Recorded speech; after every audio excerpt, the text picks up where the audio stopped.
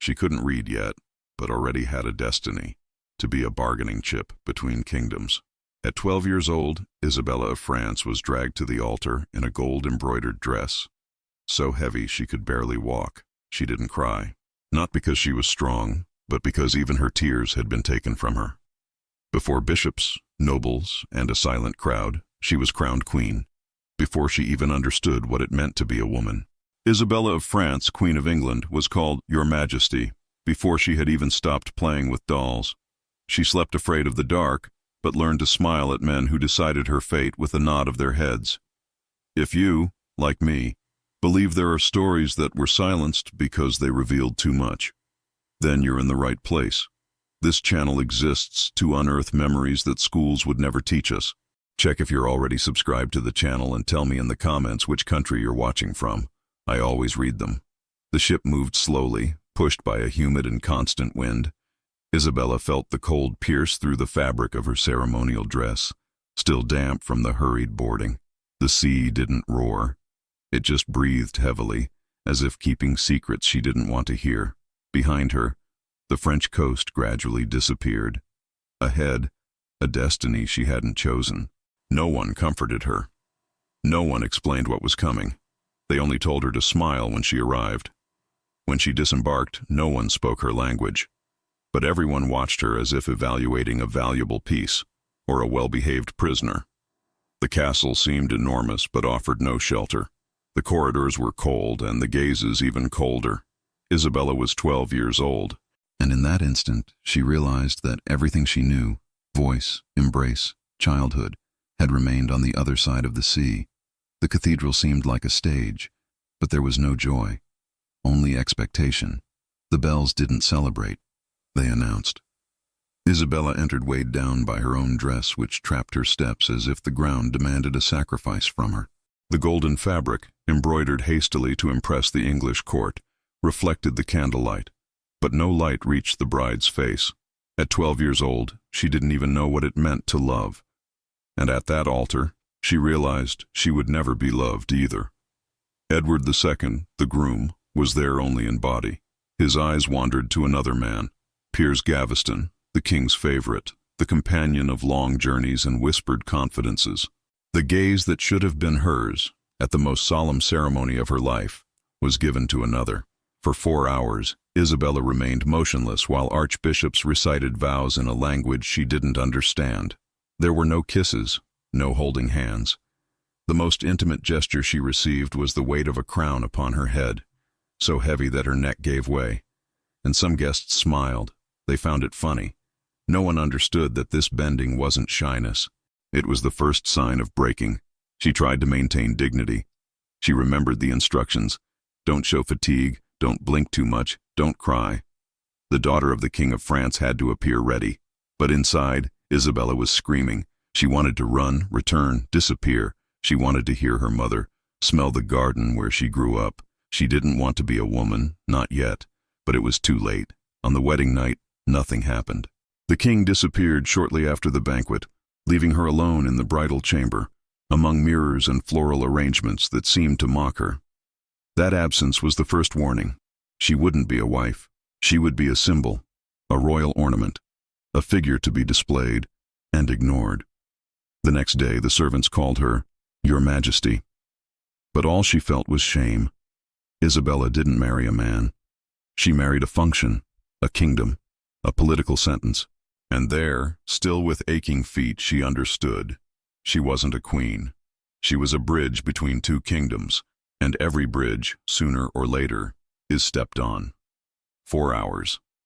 That was how long the ceremony lasted that took from Isabella everything that remained of her childhood. The Mass was conducted in Latin, each word heavy, solemn, incomprehensible. And each word was also a sentence. She tried to maintain posture as they had taught her, but the dress, made of golden brocade and layers of structured silk, clung to her legs and made her stumble with each step. Her hands trembled, her heart beat like a war drum, and the groom barely looked at her. Edward II was there, but not with her. Throughout the entire ceremony, his eyes sought another man in the hall. Piers Gaveston, his favorite, his confidant, his true companion. It was at him that he smiled. It was with him that he exchanged glances. Isabella, at 12 years old, noticed this, and kept it in silence. Because in that kingdom, a queen couldn't speak, only obey. She didn't understand the vows, but she understood the gesture when the crown was placed upon her head. The cold metal, too heavy, forced her to bow. The guests smiled at the scene, a girl bent under the weight of gold.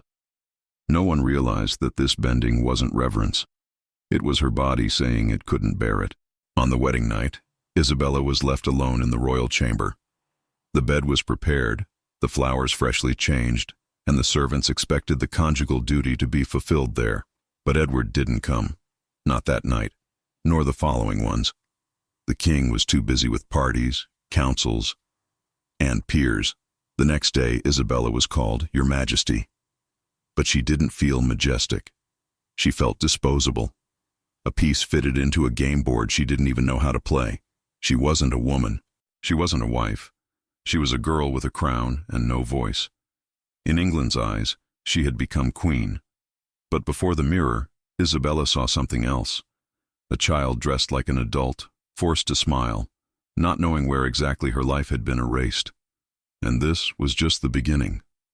There were no cells. There were tapestries, embroidered curtains, formal courtesies, but every door had a key, every corridor, a guard. Isabella lived in a castle, but never knew what it was to walk free. The servants bowed before her, but also reported her every step, every book she read, every word she wrote, every visit she received, was monitored. The walls whispered, and she learned early that, in that place, even silence was a trap. The windows were too high to see the street, the gardens too beautiful to be walked upon without permission. To walk to the fountain in the inner courtyard, she needed permission. To write a letter, she needed approval, and to send it, surveillance. The words that came from her pen were read first by men who didn't know her heart, and cut when they seemed too sentimental or too French. The queen's chamber was adorned with gold, mirrors, and perfumes. But it was there that Isabella cried alone. There was always someone, a lady, a maid, a king's counselor, watching, listening, recording. She learned to swallow emotions. She learned to smile at banquets and lower her eyes in meetings. Any sigh out of place could become a rumor. Any misinterpreted gesture could be seen as treason. She felt less imprisoned by the rules, and more by fear. The fear of saying too much, the fear of not seeming grateful enough, the fear of seeming still a child. Because in that castle, appearing fragile was dangerous, and appearing strong, even more so. During the day, she heard bells that marked her routines. Prayers, meals, public appearances. During the night, the guards' footsteps echoed through the corridors. Isabella tried to sleep but woke to the sound of doors opening in the distance. She never knew if it was the king, an emissary, or punishment disguised as protocol. She was queen, but she commanded nothing, and belonged nowhere. Luxury disguised the cell. Jewels hid the shackles, and at the center of it all, smiling for portraits and posing for sculptures, was she, the best-dressed prisoner in the kingdom. The days repeated like litanies, always the same steps, the same gazes, the same absences. Isabella smiled at dinners as protocol demanded. She greeted nobles who didn't know her full name. She recited memorized phrases with perfection, but inside, everything was crumbling. Alone in her chambers, away from the court's eyes, the signs began to appear. First were the nails, bitten until they bled, then the hair, pulled out in handfuls during early morning hours when sleep wouldn't come, and finally, the smiles, which became merely mechanical gestures before invisible cameras. Screams that no one heard, pain that no one acknowledged. The court physicians were called. They observed her pallor, her growing silence, her repetitive movements. And they reached a quick and convenient conclusion. Unbalanced humors, female melancholy, a diagnosis that was more sentence than explanation.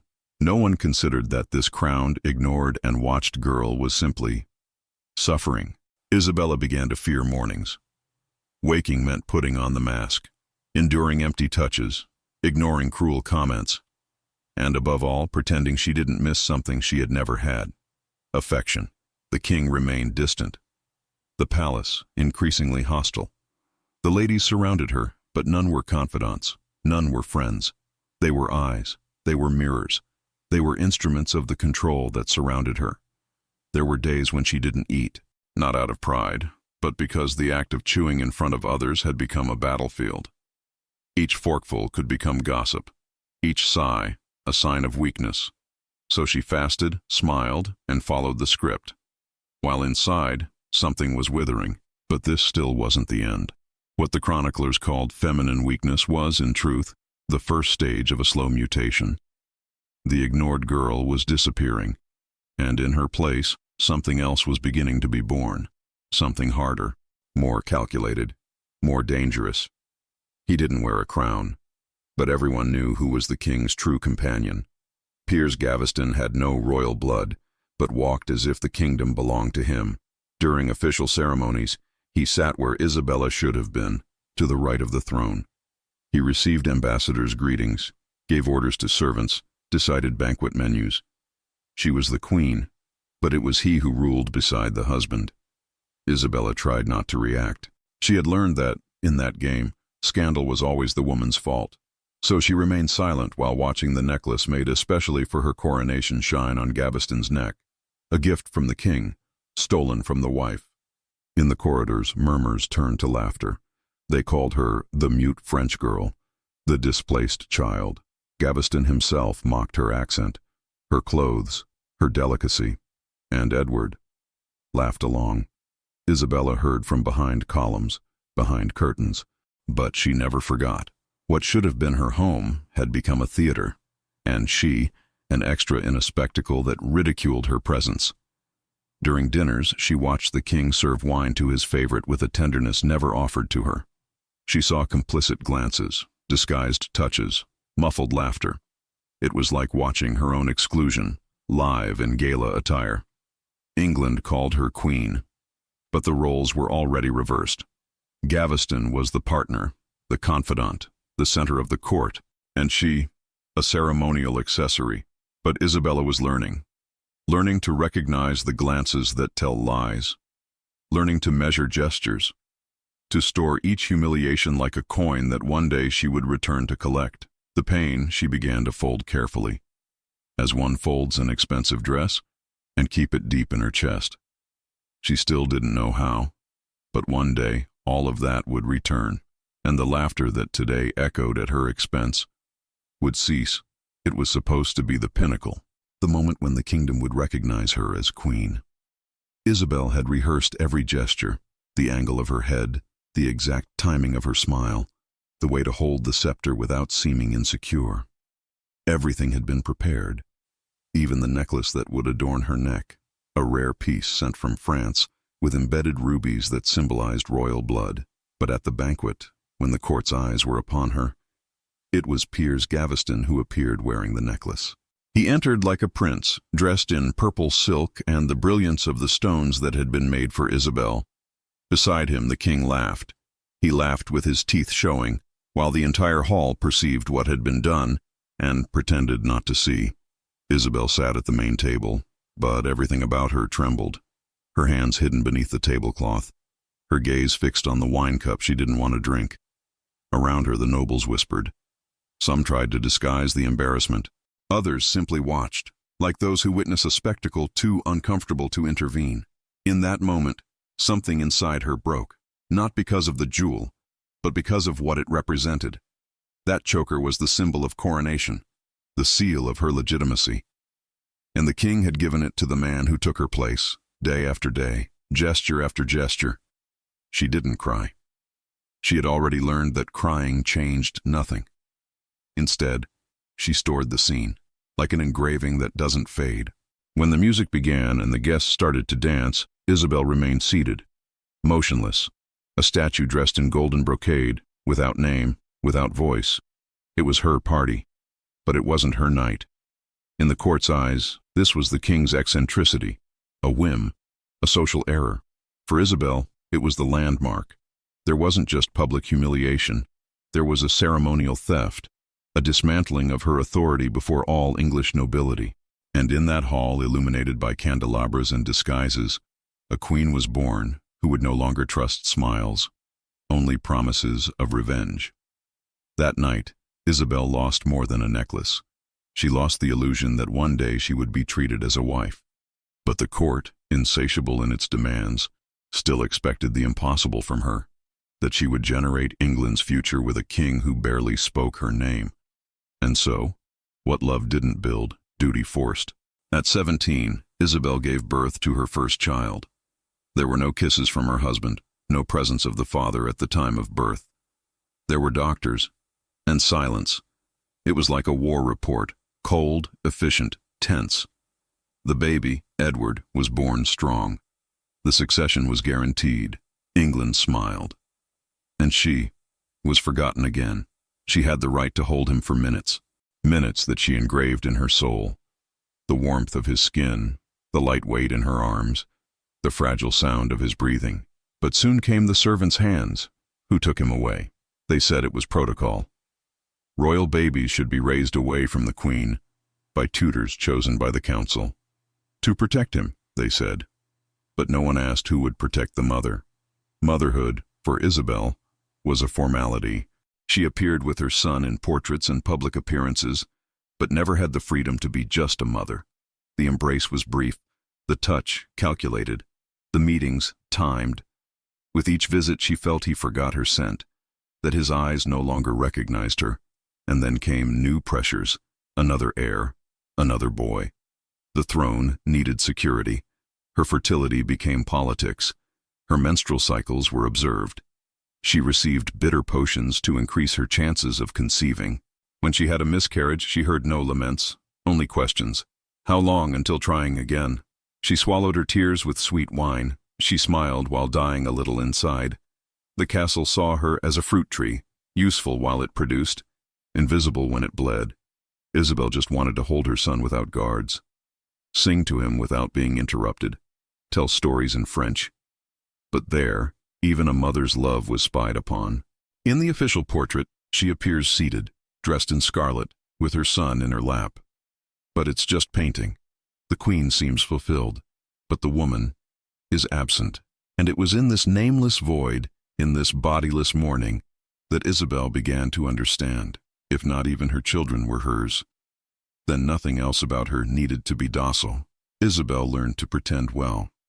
Pretend it didn't hurt to see her son taken away. Pretend that protocols were care, that silence was dignity. But something inside her began to move. It wasn't a scream, not yet. It was a search, and she wasn't searching for love. She was searching for voice. It was then that she found someone who, for the first time, listened to her. He didn't call her Majesty, nor did he bow. When they first met, it was in a narrow corridor of the French court during a diplomatic mission. Roger Mortimer, an exiled baron condemned by the same king who had reduced her to ornament, bowed his head slightly, not out of protocol, but out of respect. And Isabel felt something strange. She was heard. It wasn't love at first sight. It was recognition. Two bodies marked by the same tyranny. Two discredited names. Two survivors. Mortimer didn't see her as a symbol. He saw her words, her tired eyes, her silences. Isabel spoke with him without needing to measure each syllable, without fear of being interpreted as weak or worse, as too much of a woman. He promised nothing, but he also expected nothing in return, and that, for her, was new. In the long nights of the French court, away from English surveillance, she began to walk more slowly through the corridors. She stopped to listen to what he said. He spoke of tactics, of injustice, of possibilities. And one day he asked, "What do you want?" Isabel didn't answer immediately, because it wasn't a common question. It was a key. And there, between peace plans and rumors of war, she began to answer. She didn't want a throne. She already had one. She didn't want love. She no longer expected it. She wanted power, but not the power of the men who had used her youth. She wanted the power to speak and be feared. The relationship with Mortimer wasn't born of passion. It was born of necessity. He had what she needed. strategy, strength, contacts. And she had what he never had: royal legitimacy. Together they weren't just lovers, they were a threat. And the world, which had silenced her for years, didn't know yet, but had just returned voice to the wrong woman. The ignored queen began to recompose herself in silence, not as a wounded woman, but as a piece returning to the board, with new rules. Isabel knew that feeling wasn't enough. Action was necessary. And she found her first opening, not in a sword, but in a proposal. A mission. That seemed political, but was, in truth, her disguised escape. When France threatened war, King Edward needed someone with French blood to negotiate peace, someone who knew both sides, who would inspire confidence and not raise suspicions. Isabel offered herself. She said she would do it for England's good. She spoke with a low voice, lowered eyes, with the same sweetness that years ago they had used against her. Edward hesitated, but he gave in. After all, she was just a woman, and a woman without allies. Or so he thought. Despenser, the king's new favorite, tried to prevent the trip. He distrusted her, but Isabel knew how to be convincing. She said she would miss her children, that she feared the crossing, that if she could choose, she wouldn't leave home. She lied with the precision of someone who had learned from the best liars at court. She got what she wanted: temporary freedom. In her luggage she carried formal dresses, official letters, and the first spark of something that had been growing for years: a plan. Upon arriving in Paris, Isabel breathed different air. For the first time in almost 2 decades, she was away from the English palace's surveillance, away from the cold corridors, away from the weighing eyes. There, she reunited with brothers, old allies, and the very silence she had lost. But she didn't lose herself in the reunion. She used each embrace as strategy, each longing as justification. The king expected her to return with treaties. She would return with troops. The plan began gradually: an ally here, financial support there, merchants, discontented nobles, exiles, and at the center, Mortimer, now no longer exiled but commander. What seemed like a gesture of obedience was, in truth, the first move of a checkmate. The diplomatic mission was just the facade. Isabel would not return to being a shadow, nor ornament, nor forgotten voice. And the king, who thought he had sent a wife abroad, unknowingly had released a hurricane. The obedient queen had crossed the English Channel as an envoy, but on French soil, protocol became trenches, and diplomacy, disguise. Isabel no longer planned to return alone. Now she would march back, with an army. England thought she was busy with treaties, but Isabel was busy with maps, with alliances, with weapons. Each visit to a baron was more than courtesy. It was recruitment. Each dinner was a rehearsal for revolt. Alongside Roger Mortimer, she stopped being an exile and began acting as a commander. She knew she couldn't make the mistakes of the men who had failed before. The rebellions against Edward II had been impulsive, disorganized, without popular support. Isabel was patient, calculating. She gathered Flemish soldiers, French resources, support from English nobles who had lost everything under Despenser's government. It wasn't just an invasion. It was a restoration, and she would be its face. But Isabel was more than a face. She was the mind. She didn't ask permission to return. She chose the date: September 1326. She landed in Suffolk with fewer than 1,500 men, and a son at her side, Edward, now 14 years old, ready to be seen as the legitimate heir. His presence wasn't just symbolic, it was the moral shield, the public reason. Isabel wasn't coming as a traitor, she was coming as a mother. The march was swift. The cities didn't resist. Doors opened. The nobles, tired of humiliation, switched loyalties. Edward II fled. Despenser hid. London fell without battle. The silence that had ignored her for years now bowed before her. There were no grandiose proclamations. She didn't shout. She didn't climb on pulpits. Isabel simply advanced. The people called her liberator, the court a threat. But no one dared call her a girl anymore. She didn't need to wield a sword. It was enough that she pointed the way. And for the first time, since she crossed that altar at 12 years old, Isabel was more than queen. She was force in motion, and the throne that once crushed her now trembled. With each step Isabel took, a door opened. With each city conquered without blood, the court's silence turned to whispers. But there was one name that still needed to be torn from the throne by its roots. Dispenser, the face of contempt, the architect of humiliation. And Isabel would never be whole again. While he remained whole, he tried to flee. Disguised, hidden, carrying royal jewels and torn decrees. But he was captured like a cornered rat. Hugh Dispenser, the man who for years acted as king in the shadows, was finally before the woman he had tried to reduce to an ornament. Only now, she was the one deciding. Isabel didn't need to shout, nor raise her voice. She sat before the tribunal with the serenity of someone who had waited for that moment with military discipline. The trial was public, but the condemnation was already written on the faces of those present. Dispenser wouldn't just be punished, he would be exposed. The list of crimes was extensive: corruption, treason, usurpation of royal authority, noble oppression. But Isabel wasn't reading technical accusations. She saw scenes: the necklace on coronation night, the intercepted letters, the stolen lands, the son pushed away, the hunger disguised as etiquette. It was justice, or it was revenge, perhaps both. The execution was ordered in the name of the people, but the court knew there was something personal there.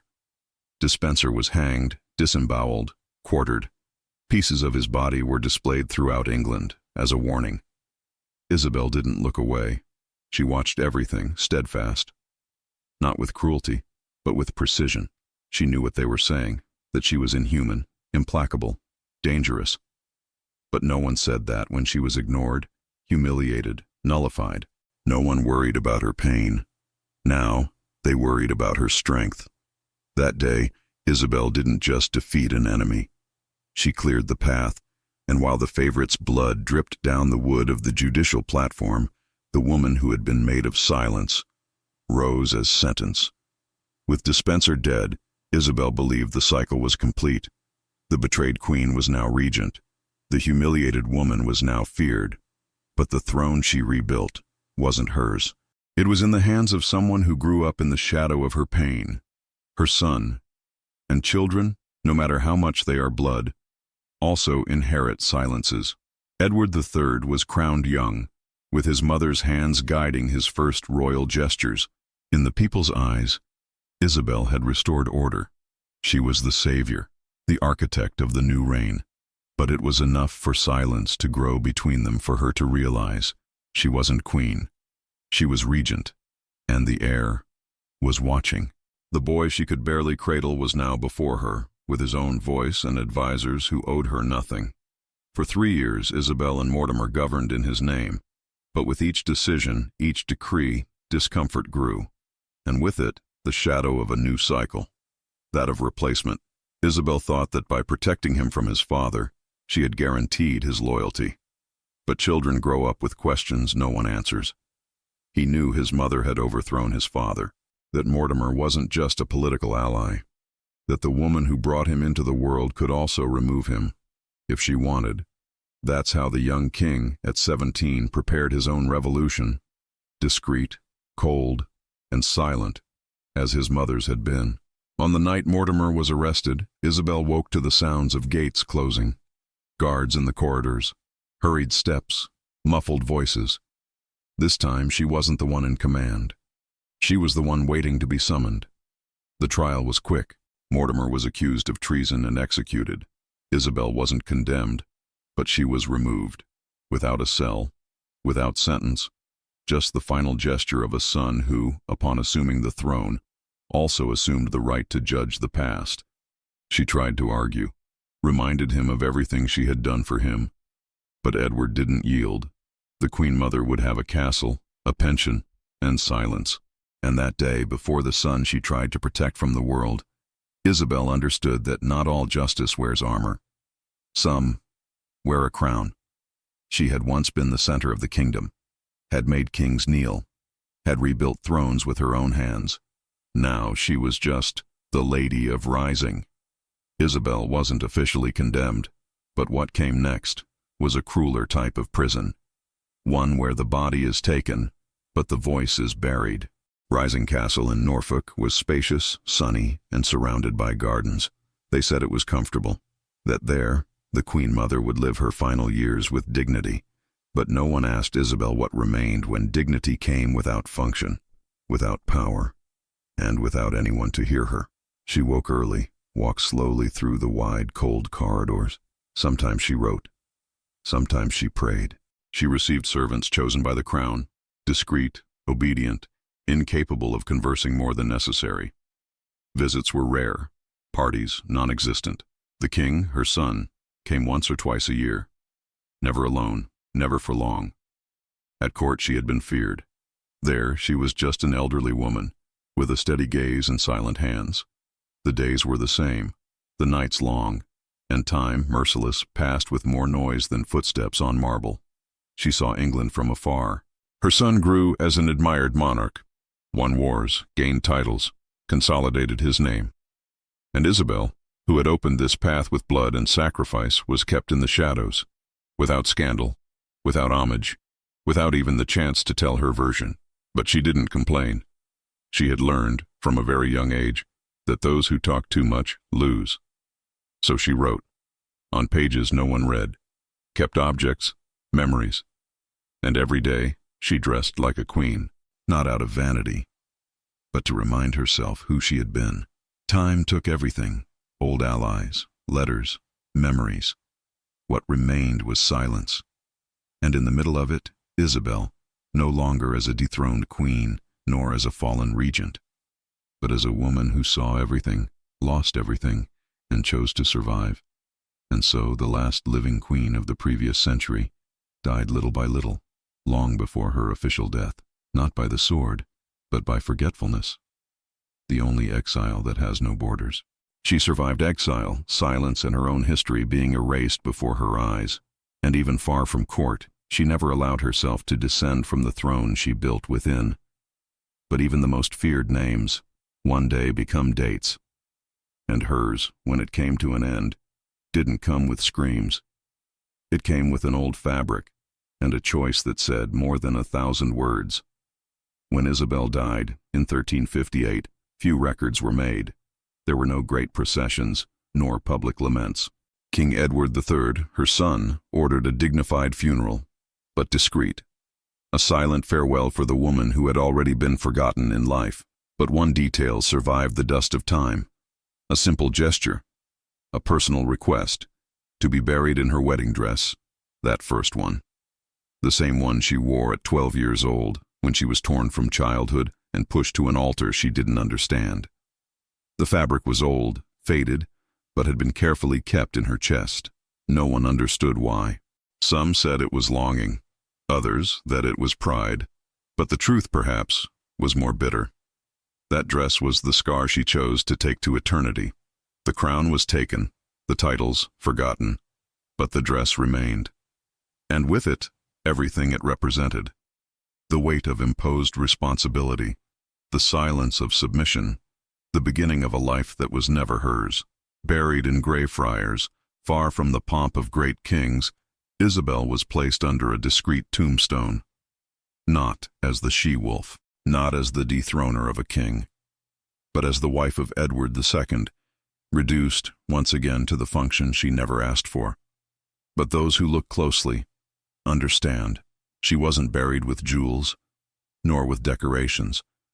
She was buried with a symbol, the same one that suffocated her, and that, ironically, defined her.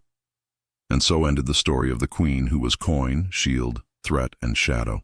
Not because she failed, but because she lived in a world where women's power was only tolerated when silent.